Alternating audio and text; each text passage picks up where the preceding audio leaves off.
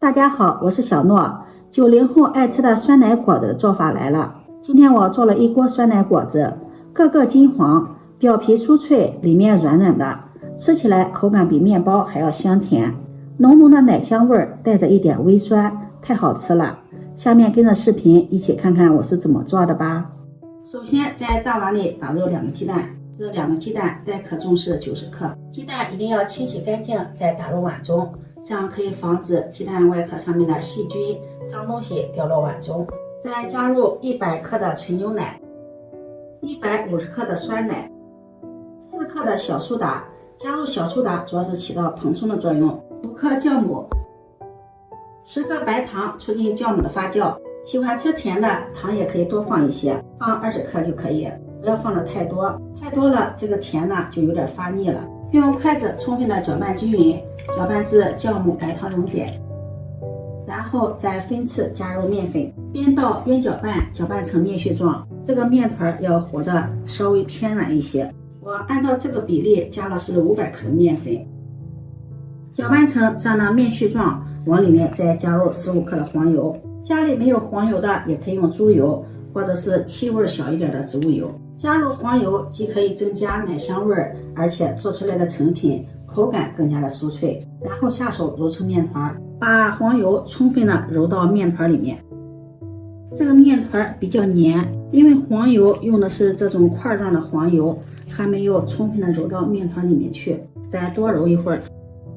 在面盆中不好揉面，可以把它移到面板上，再好好的揉一揉，揉成一个光滑细腻的面团。这个面团一定要和的稍微偏软一些，和的偏软一些，做出来的成品才会更加的暄软。里面加入了黄油，多揉一会儿，把面团揉匀，这样面团呢也不粘手了。手上有残留的面粉，可以像这样抓一抓面团，把面粉呢再裹到面团上，这样手也干净了。刚开始揉黏，揉着揉着就不黏了。把面团揉匀，揉得光滑细腻，再整理成圆形，把它放入面盆中，把它按扁，盖上保鲜膜，找个温暖的地方醒发至2倍大。40分钟面团醒发好了，搓个手指不回缩，像这样就可以了。扒开看看，里面也是呈这种拉丝大的蜂窝状，就是醒得非常好。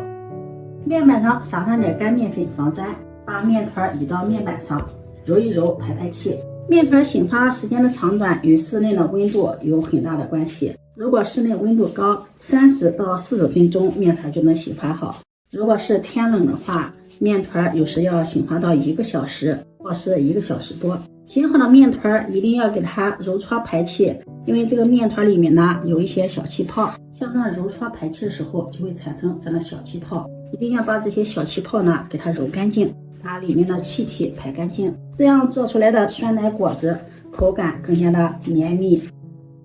揉成原来的大小，面团上面没有小气泡了，然后在面板上撒上些干面粉，面团的表面也要撒上些干面粉防粘，按扁，用擀面杖压一压，再擀开，擀成一个大面片，最好是把它擀成一个长方形的大面片，这样切的时候呢比较有规则。擀成这样一个长方形的大面片，厚度大约在0.5厘米左右，再切成宽为2厘米宽的长条，再改刀切成小方块，然后再给它对折，转过来，然后在中间切上一刀，两头呢不要切断，像视频中这个样子，取开，轻轻的拉伸，把一头从中间这个空隙给它穿过来，再稍微的整理一下，这样一个果子的生坯呢就做好了，是不是特别的简单？没看清楚的再给大家展示一遍，把切好的小方块给它对折，然后从中间切上一刀，两端不要切断，取开，拉伸，不用拉得太长，再把一头从中间这个空洞穿过来，整理一下，这样一个果子的生坯就做好了。按照这个手法把所有的果子生坯全部做好，摆放到油纸上，中间留有缝隙，小巧玲珑的像麻花一样，特别的漂亮。剩下的边角料也做了一些小的，也把它摆放到油纸上，这样醒发的时候不容易粘连。全部摆好，盖上保鲜膜，2次醒发15到20分钟。20分钟揭掉保鲜膜，酸奶果子生坯已经醒发好了，体积明显变大，变得胖乎乎的了，而且拿在手里有点轻飘飘的感觉，像这样就可以了。锅中加入多一些的食用油，大火把油温烧至5成热，用筷子试下油温，筷子的周围起密集的小泡泡，把火候转为小火，然后把生坯一个一个的下入锅中。一锅不要炸得太多，因为受热之后它要膨胀膨大很多，太多的话果子太挤，成型不好。果子下入锅中不要翻动，浮起后用中小火慢炸，炸至底部金黄，再给它翻个面，炸另一面，一直炸至两面金黄，像视频中这样空油捞出。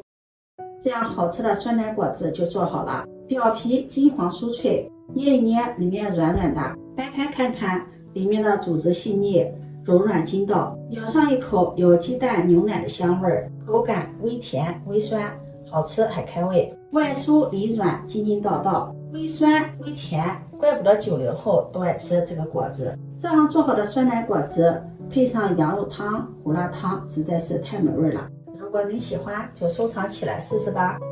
喜欢我的视频记得点赞关注转发，点我头像可以看到更多美食视频。我们下期视频再见。